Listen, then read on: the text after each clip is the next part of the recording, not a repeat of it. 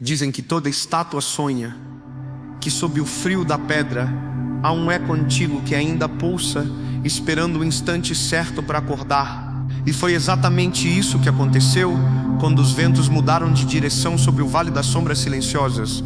Ninguém percebeu no início, o musgo crescia do mesmo jeito, as águas corriam serenas, o tempo se arrastava igual a sempre.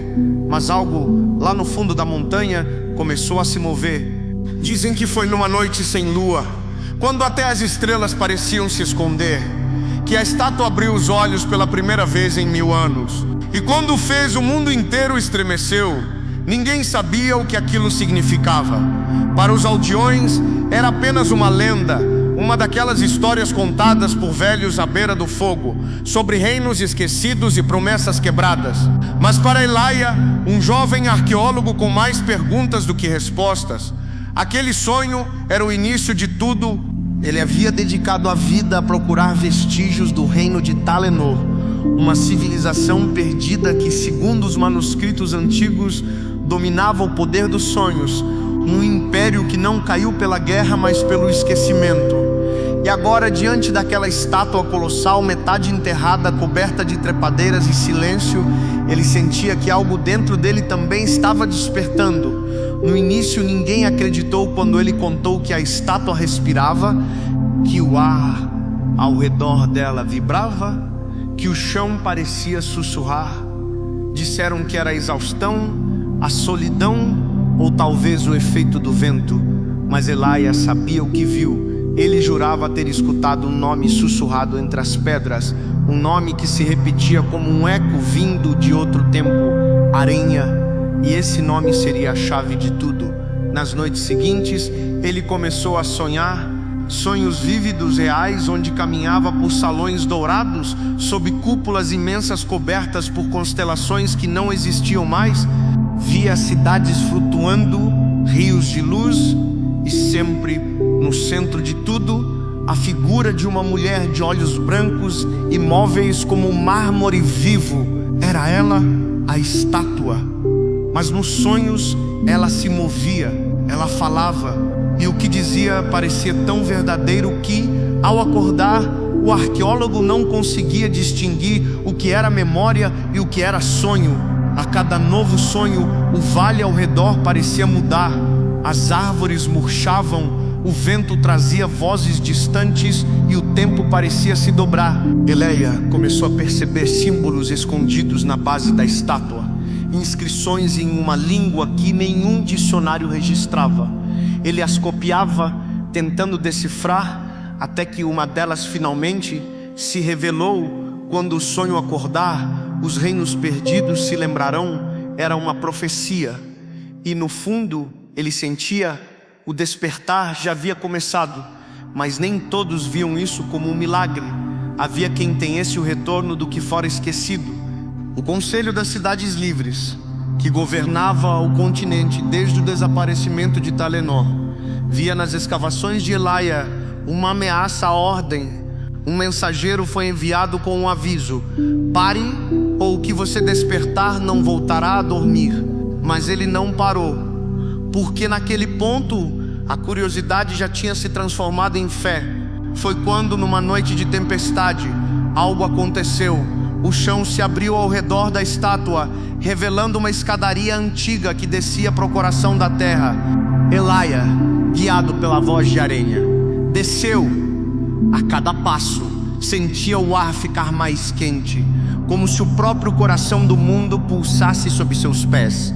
No fundo, encontrou um salão circular, repleto de espelhos de cristal, todos refletindo não o presente, mas cenas de um passado esquecido, exércitos de luz, templos suspensos e o trono dourado de Talenor.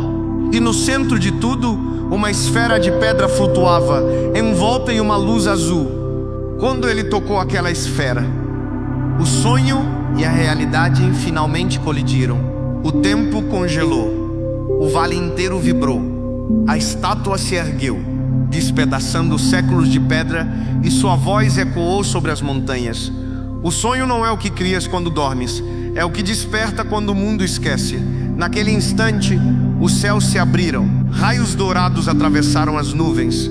Imagens antigas começaram a se projetar no ar. Cidades inteiras renascendo em memória como se o passado tentasse voltar. Mas junto com essa beleza veio o caos, porque onde há lembrança há também dor. E os reinos perdidos não haviam sido destruídos, haviam sido aprisionados dentro do próprio sonho. E Laia percebeu tarde demais. A cada lembrança despertada, algo escapava. Criaturas feitas de sombra, memórias corrompidas que se alimentavam do esquecimento humano. A Arenha, agora viva, com carne e alma, olhou para ele com tristeza. Eu fui o preço da lembrança, ela disse. Fui criada para sonhar o mundo enquanto ele dormia, mas ao me despertar, tu libertaste o que estava contido. Ele tentou responder, mas as palavras não saíram.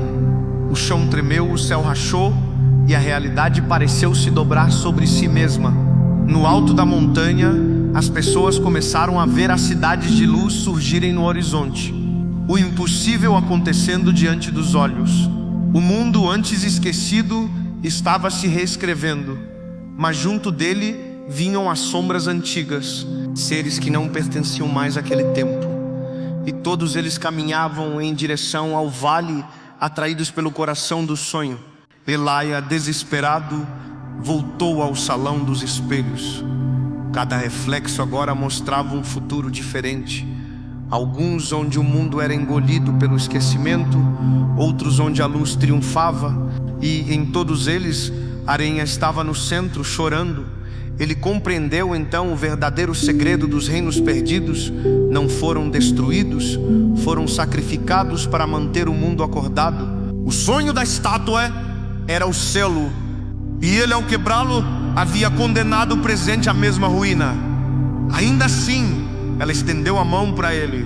Há uma chance, disse. Se o sonhador aceitar o sono eterno, o equilíbrio se restabelece. Ele sabia o que isso significava. Para o mundo despertar, alguém teria de sonhar para sempre. Ele olhou ao redor, para as sombras subindo as paredes do templo, para as vozes sussurrando seu nome. Então, sem hesitar, colocou a mão sobre o peito da estátua, agora viva, e sussurrou: então que eu sonhe por todos. A luz o envolveu, o vale inteiro brilhou como o sol. As sombras gritaram e se dissolveram no ar. As cidades de luz desapareceram lentamente, como névoa ao amanhecer.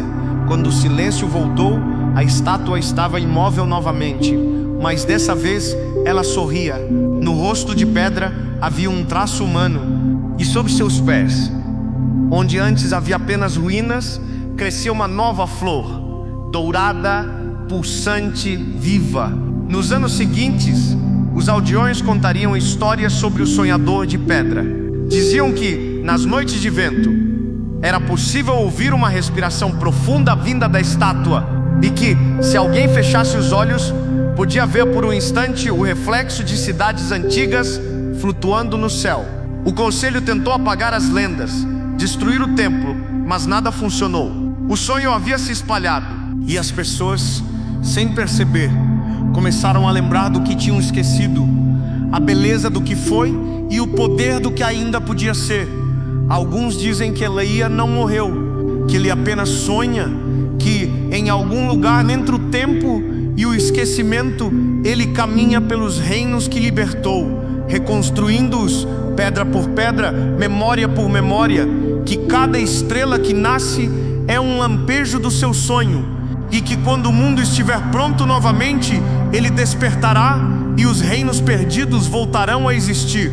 Mas há quem diga outra coisa, que o verdadeiro segredo está na estátua, que ela nunca foi apenas pedra, que Arenha, a mulher dos olhos de mármore, não era uma guardiã, mas a própria lembrança da humanidade, a consciência que o tempo tentou apagar, e que agora, com o sonhador em seu coração, ela vela sobre o mundo adormecido, esperando o momento certo para sonhar outra vez.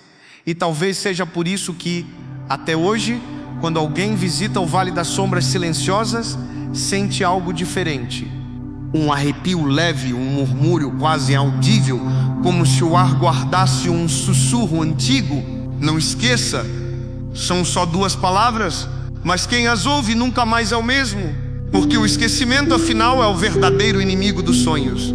E se eu te dissesse que, segundo os textos que inspiraram essa história, o Vale das Sombras realmente existe, que há registros arqueológicos de uma estátua idêntica a essa, enterrada sob as montanhas de um país que ninguém consegue localizar no mapa? E se eu te dissesse que, nas últimas décadas, exploradores desapareceram tentando encontrá-la? Talvez tudo isso seja apenas mito, ou talvez não, mas, de um jeito ou de outro, algo que essa história nos ensina. Às vezes, o que dorme não está morto, apenas esperando que alguém o sonhe de novo. E agora eu te pergunto, você acredita que os sonhos podem moldar o mundo? Que o passado pode acordar quando alguém se lembra? Se sim, comenta aqui embaixo o que você acha que aconteceu com Elijah. Ele se perdeu no sonho ou finalmente despertou? Não esquece de deixar o like e se inscrever, porque ainda há muitos segredos dos reinos perdidos esperando para serem contados. E o próximo pode mudar tudo o que você acredita ser real.